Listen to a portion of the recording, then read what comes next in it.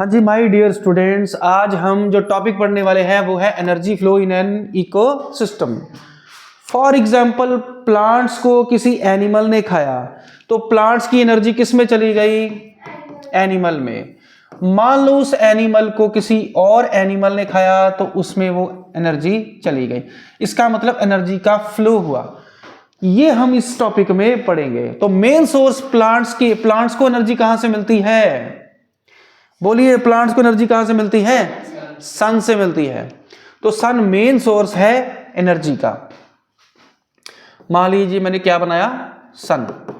अब सन की जो लाइट है वो किस पे पड़ रही है? प्लांट्स पे। और जितनी एनर्जी प्लांट्स के ऊपर पड़ती है सन की, उसका 1% पार्ट, कितना? 1% पार्ट प्लांट्स उसको एनर्जी में कन्वर्ट कर देते हैं। जो सन से एनर्जी आ रही थी वो कौन सी थी? Light energy. ये एनर्जी किस में कन्वर्ट की गई? फूड एनर्जी यानी कि केमिकल एनर्जी में कन्वर्ट की गई। और कितने परसेंट कन्वर्ट की गई है? लाइट एनर्जी का कितना परसेंट हिस्सा फूड एनर्जी में कन्वर्ट किया गया है? ओनली 1%। क्लियर है? चलिए आगे। चलिए नेक्स्ट हम आगे पढ़ते हैं 10% लॉ। अब देखो, सन से जितनी भी एनर्जी प्लांट्स को मिली, अब प्लांट्स को खाने वाले जो एनिमल होंगे उस एनिमल तक जितनी एनर्जी पहुंचेगी, अब बताएंगे कितनी एनर्जी पहुंचेगी? 10%। आप सोच रहे होंगे कि प्लांट्स के पास तो इतनी एनर्जी है तो एनिमल्स तक सिर्फ 10% पहुंची, तो बाकी कहां गई? तो आपको बता दें कि बाकी जो है वो कितनी energy? 90% of the energy respiration की वजह से एनवायरनमेंट में चली गई। अगर आप इस टॉपिक को ध्यान से पढ़े तो when green plants are eaten by primary consumers, for example plants को खाया हर्बीवोर्स ने, यानी कि फॉर एग्जांपल इंसेक्ट्स ने खाया। क्लियर है? अ ग्रेट डील ऑफ, एक बड़ा हिस्सा जो है वो हीट के फॉर्म में एनवायरनमेंट में लॉस हो गया। कितने परसेंट लॉस हुआ? 90% हीट एनर्जी की फॉर्म में एनवायरनमेंट में चला गया। और कुछ हिस्सा, some amount goes into the digestion, यानी कि जो एनिमल है उसको किसी और एनिमल ने मान लो खा लिया। कौन सा लेंगे आप? फ्रॉग। इसका भी 90% हिस्सा जो है वो एनवायरनमेंट में चला गया। आगे कितना हिस्सा आएगा? 10%। अब इंसेक्ट्स के अंदर जितनी भी एनर्जी थी वो हीट की फॉर्म में एनवायरनमेंट में चली गई, और कुछ हिस्सा डाइजेशन की फॉर्म में, कुछ हिस्सा जो है एनर्जी वो डाइजेशन में भी लगी, रेस्पिरेशन में लगी, वर्क करने में लगा। ठीक है, वो दौड़ेगा, भागेगा, इंसेक्ट इधर उधर जाएगा तो उसके लिए भी एनर्जी उसको चाहिए। रिप्रोडक्शन में लगी, ग्रोथ में लगी। तो जितनी एनर्जी एक एनिमल की अगले एनिमल तक पहुंची है वो सिर्फ और सिर्फ 10% है। क्लियर है? 10% है। ठीक है जी, क्लियर हो गया? समझ लगी? ओके। तो नेक्स्ट लेवल के कंज्यूमर तक कितने परसेंट एनर्जी पहुंचेगी? 10% एनर्जी पहुंच जाएगी। ठीक है, इसको अगर डिटेल में समझना है तो मैं अभी आपको करवा देता हूं, थोड़ा डिटेल में करवा देता हूं इसको। मान लीजिए कि सन के अंदर जो एनर्जी थी, सन के अंदर जो एनर्जी थी फॉर एग्जांपल वो 10,000 जाउल्स एनर्जी थी। अब प्लांट्स को उसमें से कितनी एनर्जी मिली? इसके 2 जीरो काट दो क्योंकि 1%। तो यहां पे इसके पास कितनी एनर्जी आई है? 100 जाउल्स एनर्जी आई है। प्लांट्स को खाया इंसेक्ट्स ने, तो इंसेक्ट्स के अंदर कितनी एनर्जी आई है? ओनली 10 जाउल्स, यानी कि इसका 10%। अब इंसेक्ट्स को खाया फ्रॉग ने, तो फ्रॉग के अंदर कितनी एनर्जी आई? 10 जाउल्स का 10% कितना होगा? 1 जाउल। ठीक है। और फ्रॉग को खाया स्नेक ने, तो स्नेक ने कितनी एनर्जी फ्रॉग से ली? 1 का भी 10%, 0.1 जाउल एनर्जी मिलेगी। क्लियर हो गया आप लोगों को कि एनर्जी कहां से स्टार्ट हुई और एंड तक कितनी पहुंची? क्लियर है? ओके, नेक्स्ट चलते हैं आगे। 10% लॉ हो गया। अब है इकोलॉजिकल पिरामिड्स। सबसे ज्यादा एनर्जी फिर किस में होगी? प्लांट्स से आप अगर आगे की तरफ बढ़े, प्लांट्स को खाते हैं प्राइमरी कंज्यूमर्स, प्राइमरी कंज्यूमर्स को खाते हैं सेकेंडरी कंज्यूमर्स, सेकेंडरी कंज्यूमर्स को खाते हैं टर्शरी कंज्यूमर, और टर्शरी कंज्यूमर्स को खाते हैं क्वाटरनरी कंज्यूमर्स। तो बताइए सबसे ज्यादा एनर्जी किसके पास है? डेफिनेटली प्लांट्स के पास है, ठीक है। और सबसे कम एनर्जी किसके पास है? लास्ट में, फूड चेन के जो सबसे लास्ट में होगा उसमें पास एनर्जी सबसे कम होगी, और जो सबसे पहले नंबर पे होगा एनर्जी उसमें सबसे ज्यादा होगी। जैसे जैसे आगे बढ़ेंगे 10% एनर्जी कम होती जाएगी। अगर प्लांट्स के पास 100% एनर्जी है तो प्राइमरी कंज्यूमर्स के पास सिर्फ 10% है, सेकेंडरी कंज्यूमर्स के पास सिर्फ 1% है, और टर्शरी कंज्यूमर्स के पास 0.1% है, और क्वाटरनरी कंज्यूमर्स के पास 0.01% होगी। यानी कि हर बार एक जीरो कम होती जाएगी। तो ये जो पिरामिड बनेगा नीचे उसका बेस बड़ा होगा, और जैसे जैसे ऊपर जाओगे इसका जो एपेक्स है वो क्या होगा? छोटा होता जाएगा। इसका मतलब ये है कि ये यहाँ पे एनर्जी सबसे ज़्यादा है, और जैसे जैसे आप ऊपर की तरफ जाएंगे एनर्जी कम होती जाएगी। क्लियर है? चलिए आगे। चलिए नेक्स्ट, इकोलॉजिकल पिरामिड्स के बाद नेक्स्ट टॉपिक हमारा आता है बायोमैग्निफिकेशन। बायोमैग्निफिकेशन भी सेम इसी तरह से है, बट इसमें उल्टा होगा। आपने देखा कि जैसे जैसे फूड चेन में आगे जाते हो तो एनर्जी का लॉस हो रहा है, बट कोई ऐसी चीज भी है जो बढ़ रही है फूड चेन में। जैसे जैसे आगे बढ़ोगे कुछ केमिकल्स, कौन से केमिकल्स? Harmful chemicals. एक एग्जांपल से समझाते हैं। फॉर एग्जांपल प्लांट्स को दिया गया इंसेक्टिसाइड। क्या दिया गया? इंसेक्टिसाइड। प्लांट्स को हमने दे दिया इंसेक्टिसाइड या पेस्टिसाइड। पेस्टिसाइड डालते हैं ना ताकि कीड़े मकोड़े वगैरह मर जाए। तो प्लांट्स के अंदर वो चले गए, प्लांट्स को खाया काऊ या बफलो ने, ठीक है, गाय या भैंस ने खाया। तो गाय भैंस क्या करेगी? खाने के बाद वो सारा का सारा केमिकल उसकी बॉडी में चला गया। अब उसने दिया दूध, तो वो केमिकल किस में चला गया? दूध में चला गया। दूध को पिया हमने तो हमारी बॉडी में चला गया, और हर बार नेक्स्ट ट्रॉफिक लेवल पे उसका लेवल बढ़ता जाएगा।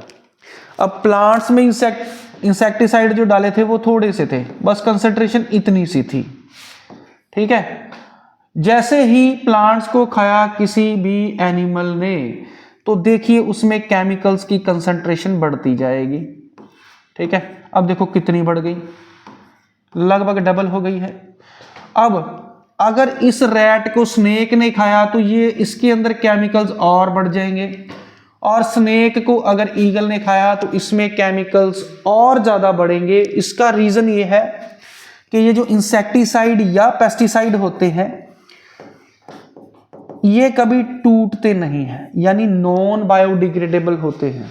तो जैसे ही बॉडी में आएंगे बॉडी से बाहर नहीं निकलेंगे, और खाना खाओगे और बढ़ते जाएंगे। जैसे जैसे ये बढ़ते जाएंगे, ठीक है जी, इनकी कंसंट्रेशन हमारी बॉडी में बढ़ती जाएगी। क्लियर हो गया?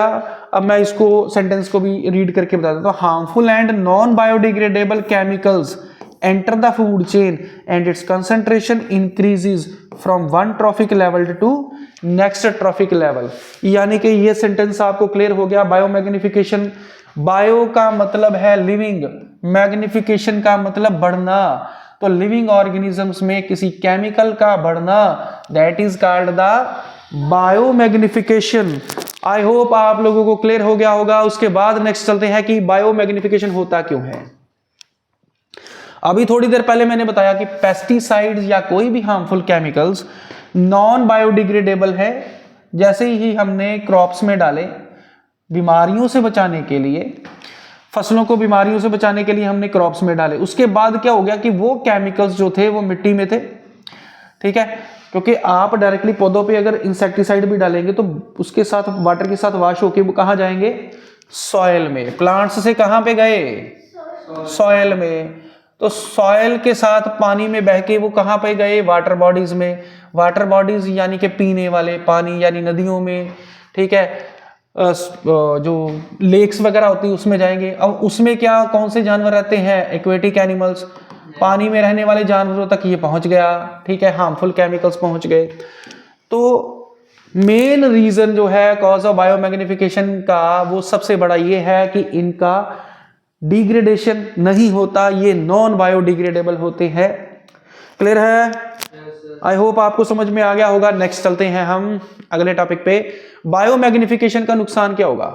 इंसेक्टिसाइड या पेस्टिसाइड जो कीड़ों को मारने के लिए, फसल में जो बीमारी फैलाते हैं उनको मारने के लिए इस्तेमाल किया जाता है, बट हमारी बॉडी में वो कैंसर कर सकते हैं, हार्मोनल इम्बैलेंस कर सकते हैं, सेरेब्रल यानी कि ब्रेन की प्रॉब्लम, सेरेब्रल हेमरेज यानी कि ब्रेन की प्रॉब्लम भी कर सकते हैं, लीवर साइरोसिस यानी लीवर को डैमेज कर सकते हैं, ठीक है, फैटी लीवर वगैरह कर सकते हैं या लीवर साइरोसिस। तो ये प्रॉब्लम्स इसमें आती है। चले आगे, टॉपिक क्लियर है? ओके, अब आ गए भाई इंपॉर्टेंट क्वेश्चंस। क्या आ गए? Important questions. अगर आपने ये क्वेश्चन अच्छी तरह से अटेम्प्ट कर लिए तो आपको कोई भी प्रॉब्लम नहीं आएगी। ये 10% लॉ क्या होता है in the context of energy transfer in food chain? तो आपको पता है कि नेक्स्ट ट्रॉफिक लेवल पे 10% एनर्जी ट्रांसफर होगी और 90% जो है वो एनवायरनमेंट में लॉस हो जाएगी, ठीक है। 90% क्या हो जाएगी? मतलब फर्स्ट ट्रॉफिक लेवल से जब वो सेकंड ट्रॉफिक लेवल पे जाएगी, एनर्जी किससे मिलती है हमें? फूड से, ठीक है। तो 90% तो एनवायरनमेंट में चली गई और 10% नेक्स्ट ट्रॉफिक लेवल तक जाएगी। इसी को 10% लॉ बोलते हैं। चलिए आगे, अगला इंपॉर्टेंट क्वेश्चन है कि कोई भी एक एरिया है जिसमें स्नेक भी है, ग्रास होपर भी है, पीकॉक भी है, ग्रास भी है और फ्रॉग भी है। पहले इसको सीक्वेंस में लगाओ। चलो बच्चों मेरे साथ सीक्वेंस में लगाओ। पहले बताओ कि क्या आएगा? ग्रास। ग्रास को खाया तो नेक्स्ट आएगा ग्रास होपर। ग्रास होपर को खाया फ्रॉग ने, तो फ्रॉग को खाया किसने? स्नेक ने। स्नेक को किसने खाया? पीकॉक ने। तो हमारे पास ये फूड चेन आ गई है। अब अगर पेस्टिसाइड इस्तेमाल किया गया है ऑर्गेनिजम्स को, उन इंसेक्ट्स को खत्म करने के लिए, तो सबसे ज्यादा पेस्टिसाइड किस में पाया जाएगा? आपको बताया था कि जैसे जैसे नेक्स्ट ट्रॉफिक लेवल पे जाओगे केमिकल्स बढ़ते जाएंगे, हार्मफुल केमिकल्स बढ़ेंगे। तो सबसे लास्ट में कौन है? तो सबसे ज्यादा पेस्टिसाइड यानी केमिकल्स किस में पाए जाएंगे?